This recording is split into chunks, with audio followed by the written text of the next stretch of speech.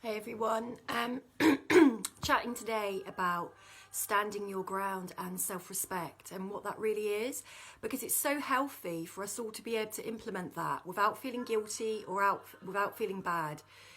So when we stand our ground, it's that thing I go on about knowing how to say no to others in order to say yes to yourself. And it's a skill and a practice that can take a long time to implement, and to implement without feeling guilty. So often people will say to me, but I feel so selfish doing that. And yeah, a lot of the society that we're brought up in does teach us to put others first. And if we kind of stand our ground or put our foot down, there can be issues around that. But it's not selfish, it's selfless. It's selfless to put yourself and your needs first, because then we're in a better position to support others anyway.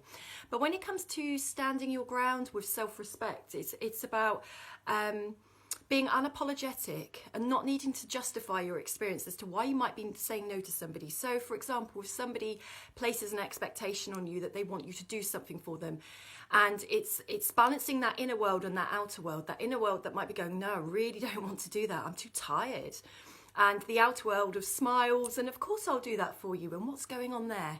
That push-pull. Why is it not okay just to say no? When we do say no, we can be really polite. It doesn't mean we're being rude, and it doesn't mean we're being selfish, but we're honouring how we feel.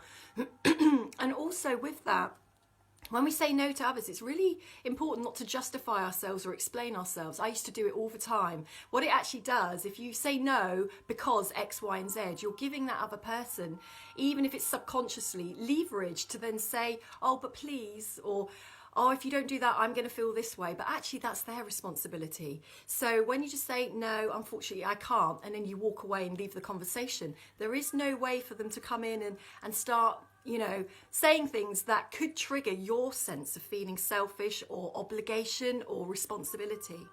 So what we're also doing, I've still got lurgy, in that moment is modelling and mirroring to that person our boundaries. We're commanding respect, and commanding respect isn't an aggressive thing. It's like, this is where my line is. I respect myself to say no, and that person can see that. Maybe they don't, but that's down to them. It's not your problem. It's not your responsibility. But your self-respect speaks volumes. You're respecting your needs, and then people around you will either gravitate to respecting you, or you'll discover the people that maybe don't respect how you feel or what's important for you, and that's okay as well. That's okay, because it gives you choice to make decisions in your life, who you want around you and you don't. But saying no to others is yes to self. It's not selfish, it's selfless to really honour and respect your needs by standing your ground politely, without justification.